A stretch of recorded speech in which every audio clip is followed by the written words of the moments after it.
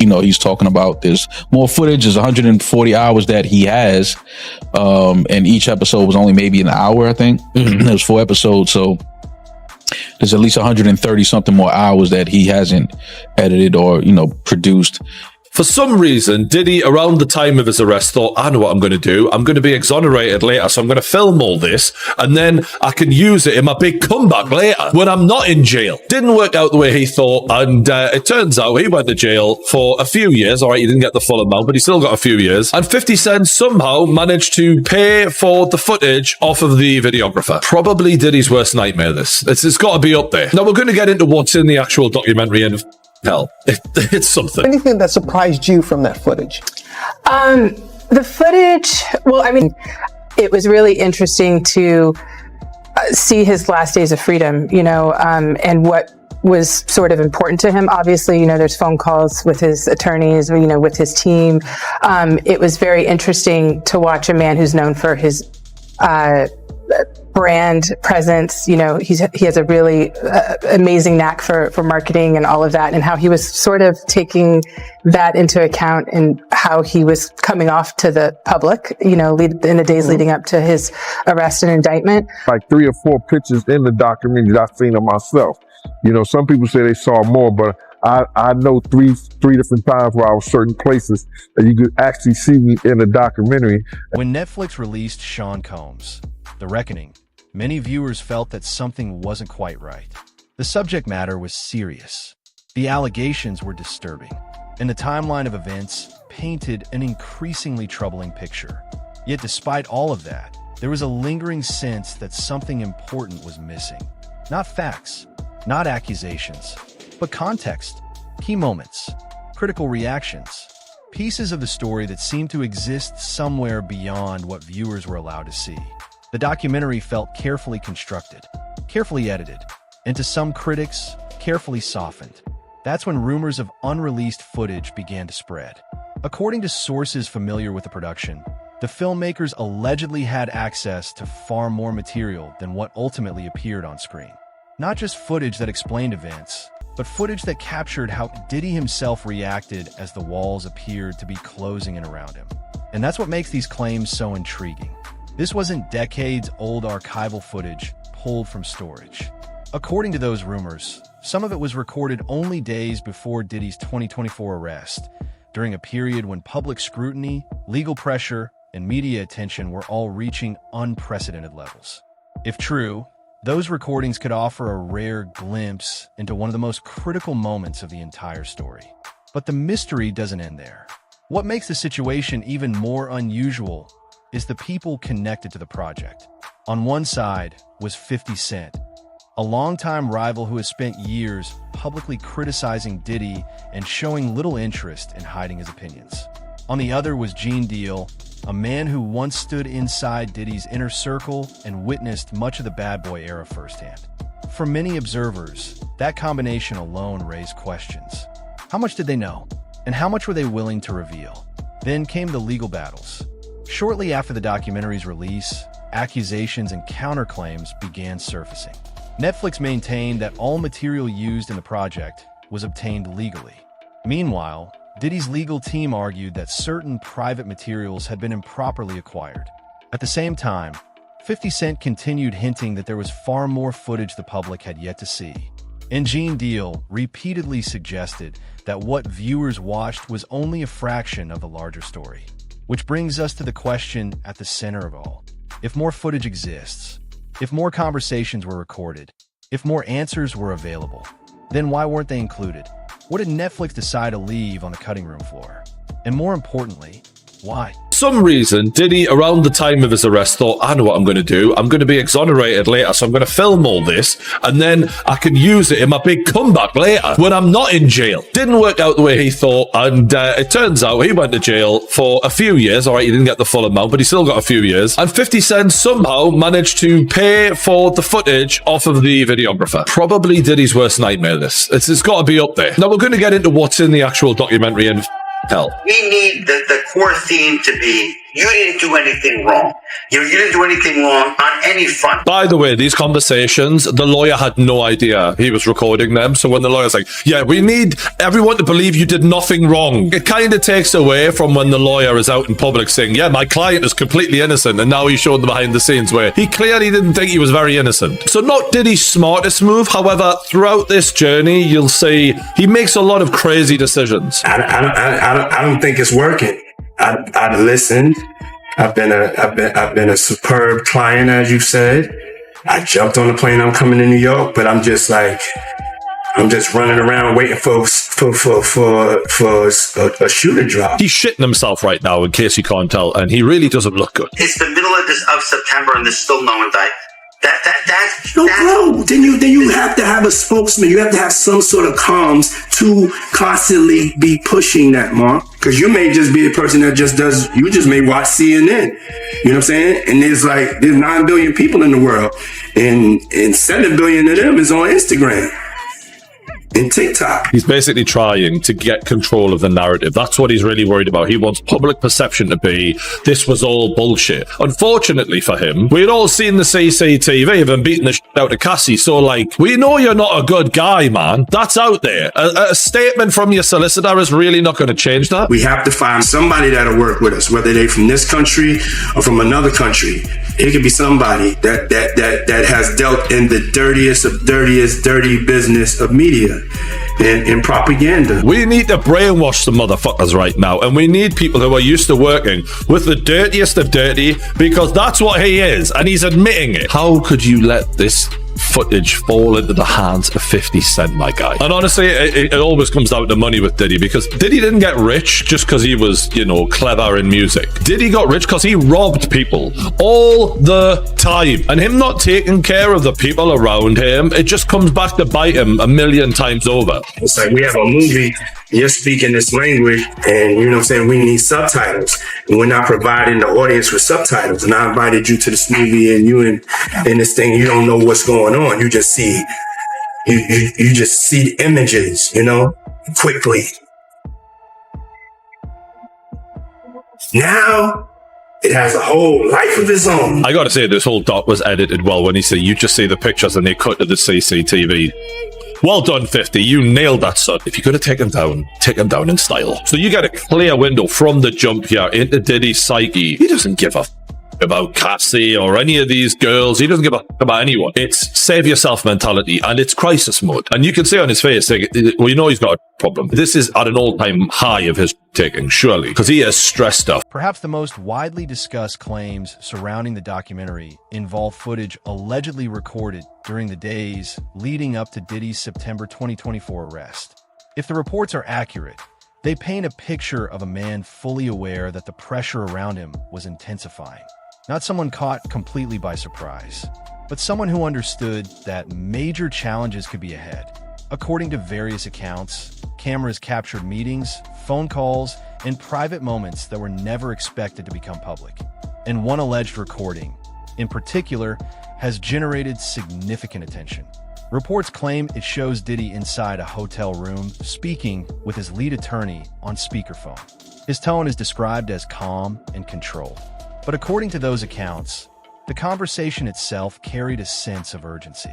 Some reports even suggest that concerns were raised about the direction of ongoing legal battles and the growing public scrutiny surrounding the case. Whether those reports accurately reflect the full conversation remains a matter of debate. However, the alleged recording has fueled intense speculation online. According to those same claims, the discussion eventually shifted beyond legal matters and focused on public perception. Questions about reputation, questions about media coverage, and questions about how the story would ultimately be presented to the public. Supporters of Diddy argue that any such conversations would have been private legal strategy discussions that were never intended for public consumption. Others maintain that material connected to a documentary investigation may be protected if obtained lawfully. Those disagreements have only added to the controversy. But what many people find most intriguing is the timing. The footage was reportedly recorded before any arrest took place, before court appearances, before legal proceedings dominated headlines. If authentic, It would capture a rare moment when uncertainty was replacing confidence and when the future remained unclear. And for some viewers, that possibility raises an important question. If recordings like these truly exist, how much of that material actually made it into the final documentary? And how much remains unseen? That question becomes even more fascinating when reports turn to the origin of the footage itself. According to various accounts, Diddy had allegedly been involved in filming a personal documentary project of his own. The goal, some claim, was to document events from his perspective and preserve his version of the story. If those reports are accurate, it would mean a significant amount of footage already existed long before outside filmmakers became involved. Which leads to another mystery. How did any of that material allegedly find its way beyond his control? Who had access to it? Who decided what would be seen? And what other recordings might still be sitting unseen behind closed doors? 50, how'd you get it, and what does that scene show? Well, I mean, you're a journalist, Arvin. Arvin, you would not disclose your sources. We usually don't. Yeah, but I got it. Yeah. What he said. and what do you think it conveys? Because we see someone trying to pull the strings and talking about, he would say affecting, others would say manipulating the public views of the allegations. I think that, one big theme of the series is to go behind the scenes to really understand how brilliant you could say Sean Combs is at marketing, at owning his narrative, controlling the narrative at all times. And so why would that stop, when his life is on the line? So I think that, on its face, that's what it is. But as you get deeper in the film, you start to realize, perhaps how some of these tactics, how they really came to present themselves, during the trial. You show that his abilities, his early rise. Right. Alexandra, you also give time to victims of the alleged abuse. Some of the cases are in different procedural postures. And you show victims who were women and men. Why is that important? Because, victims of sexual assault, sexual violence, gender should not be a part of that conversation. When you are a victim, you are a victim. And I think that, this series was a platform in a way for these alleged victims to come forward, give their truth, put context to their situations when so much of it was ripped out, and we just the world was going for the salacious headlines, and they really had the time to tell their story. Yeah, and the film takes us way behind the PR or propaganda machine. You see Diddy the day he's finding out about new suits against him while he's in New York preparing for a possible criminal. Although it was never publicly acknowledged, some reports suggest that plans for Diddy's alleged personal documentary began to unravel behind the scenes. According to those accounts, projects stalled, agreements remained unresolved, and tensions gradually increased among the people involved. As uncertainty grew, trust reportedly began to break down. And when trust disappears, information can quickly become a source of leverage. Various reports have claimed that individuals connected to the filming process became frustrated with the situation and uncertain about what would happen to the material they had recorded. Those claims remain disputed, but they have fueled speculation about how footage that was never intended for public viewing may have eventually surfaced elsewhere. This is where discussions often turn to 50 Cent and his production team. While 50 Cent has publicly commented on Diddy for years, he has never fully explained what information he may or may not have seen behind the scenes. What he has done, however, is keep people talking. Through social media posts, cryptic messages, and carefully timed remarks, he has repeatedly hinted that there may be more to the story than the public currently knows. Whether those hints reflect actual unseen material or simply strategic promotion remains a matter of debate. But one thing is certain. The speculation has only intensified. As questions continue to grow, Netflix maintained that any footage used in its productions was obtained through lawful means. At the same time, critics argued that legality and public comfort are not always the same thing. Because if private moments involving powerful individuals become public, the controversy often extends far beyond legal questions. It becomes a battle over control of the narrative. control of public perception, and control of how history will ultimately remember the people involved. According to those following the story, that may be the most significant issue of all. Because once footage leaves the hands of the person who originally controlled it, the balance of power can change dramatically. The ability to decide what is shown, the ability to shape context, the ability to protect an image, all of it can suddenly belong to someone else. And that possibility helps explain why rumors surrounding the unreleased footage continue to attract so much attention. Because for many observers, the real mystery isn't simply what the footage contains. It's what losing control of that footage could ultimately reveal. 50 didn't have the power to do anything, but they using his name to like push the whole documentary. And that's what it was about. So that's why you don't see a cameo other than the pictures they used of me on the film in the documentary. I got like 3 or 4 pictures in the documentary that I think of myself. You know, some people say they saw more, but I know three different times where I was certain places that you could actually see me in the documentary, and that's the only thing you're going to get. But the stories that they told in the documentary, bruh, come on. They could have went a whole lot deeper. They could have did a whole lot more. So I ain't in the documentary because that lady that was the director, I think, what's her name? Alex, you know, Alex State, you know her name, Mighty? Yo, Mighty, just give me 1 second. Give me 1 second. I'm gonna look this up, all right? Okay. Her name is Alex Stapleton. The director that I spoke to was Alex Stapleton. She was the one told me that she was the director, she was the producer, whatever, this, that, and the third, the whole 9 yards. And she was talking mad greasy to me. And listen here, it's no my after you talk that kind of talk to me, it's no amount of money she could have paid me anyway for me to get in there. You know, my story is more too valuable, you know, getting in depth with this whole stuff. And it would have helped that documentary a whole lot. You know what I'm saying? In actually, they used all the stuff that I told them and did it the way that I was saying do it. Tim Dog started off with the childhood with Puff and the whole 9 yards.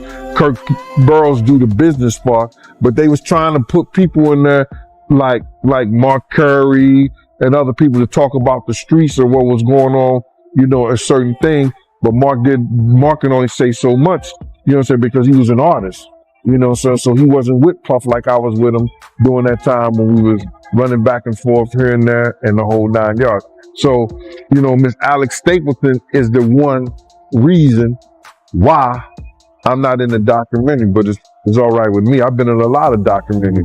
I did The Shine, I did the A&E, I did the Discovery Channel, I did the Fox. You know, I've been in a whole lot of different documentaries, and I'm always on the art of dialogue. So the people been getting most of the information from here anyway. Yeah, man, you always on here, man. Always got to bring you on. So with that being said, man, I want to get right into the documentary, man. How you feel about the documentary, man? The behind the scenes footage, they got a Diddy leading up to him getting arrested. How you feel about all that, man? Well, what I feel about the documentary, they left a whole lot of key things out. If they was going to do something and they're going to say in the reckoning of Sean Combs, the reckoning, or Diddy, the reckoning and stuff like that, it should have been a lot of people that we lost because of him. You know what I'm saying? It wasn't only Big. It wasn't only Tupac. You understand? For the atmosphere that he put those kids in, you got a guy named Anthony Wolf Jones, who was from Bad Boy, from its conception, is doing security and being one of the financiers of Puff having to have some money to keep Big and Craig Mack around before he got to Clyde Davis. You know what I'm saying? They wasn't able to tell that story because they didn't have no intel on that story or what went down, or they didn't do their investigation. Gene Deal's involvement added a completely different layer to the story. As Diddy's former bodyguard and one of the people who spent years inside his inner circle, Gene has repeatedly made one claim that continues to capture attention. According to him, very little happened around Diddy without a camera somewhere nearby. Recording, Gene says, wasn't unusual. It was routine. Meetings were documented. Events were filmed. And even moments that appeared private were often being captured in one form or another. For Gene, this wasn't simply about preserving memories or creating content. He suggests it was about something much bigger. Control. According to Gene's accounts, documentation was viewed as a form of protection, a way to create records, a way to establish timelines, a way to maintain evidence of who was present, what happened, and how events unfolded. Whether that interpretation is accurate remains a matter of debate. But Gene has consistently argued that cameras played a far larger role behind the scenes than most people realized. The problem, however, is that documentation has a downside. Once a recording exists, it develops a life of its own. It can be stored, shared, and eventually, it can survive long after relationships have changed and loyalties have disappeared. That's why Gene's reaction to reports of unreleased footage caught so many people's attention. He didn't appear surprised. He didn't seem shocked by the possibility. If anything, he sounded prepared for it. Calm, measured, almost as though the existence of additional recordings was something he had expected all along. And perhaps that's what makes his comments so intriguing. Because while others continue debating whether unseen footage exists, Gene's focus has never been on whether it exists. His focus has always been on what those recordings might eventually reveal. And if his perspective is correct, the biggest revelations may not come from what has already been released. They may come from what remains unseen. Everybody want to say that 50 Cent did the whole documentary. He was responsible for doing the whole documentary. What goes in there, what goes out of there. And I don't believe that.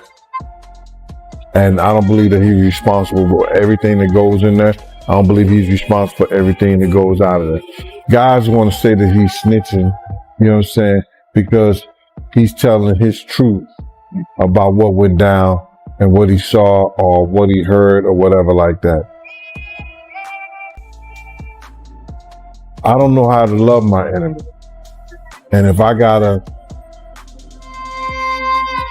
put out the truth about something that he was doing and it's wrong, and that was wrong, I don't have no problem with that shit. Not a problem at all. Keep doing it. Maybe enough men come out and speak out on some bullshit. You know what I mean? Yeah, and they're saying that Diddy's family is preparing a $1 billion lawsuit over this documentary. I think they dropped it already. I don't think they ain't gonna have a chance, because before you put something out like that, they're gonna dot their I's and cross their T's. They're gonna make sure everything is in place. And if Puff had friends over there at Netflix, if it haven't came down, if it haven't came down yet, they ain't got a leg to stand on. Yeah, you just made me think of something. I'm sure Netflix has 1 million lawyers, and I'm sure they have plenty of lawyers go over this thing to make sure it was airtight. Yes, sir. And they might probably even cut some stuff out that maybe they weren't even sure about. Just probably. Well, Gene, I appreciate you taking the time. Dope content as always. And I wish you luck, man. I know, man, you get on these interviews and they go crazy, man. Yeah, man, listen. A lot of people want to, come at me, and everybody want to find fault at 50, find fault in me, find fault at anybody who's speaking out against the evil that's been going on. But what about find fault from the person who did it? Find fault for the person who starved their artist. Find fault for the person who led an artist out there to lead to his death. Find fault in a person who set up the atmosphere for one of the greatest artists in hip hop to lose his life. You know what I'm saying? Find fault in a person that allegedly had a person saw in the middle of the night and they didn't want to be saw. Find fault in this individual who did all this crazy shit to people instead of find fault in the people who's talking about it and letting you know about it. Why do you think people defend Diddy? That's crazy, right? I used to really believe they really wanted to be in the Diddy party so bad.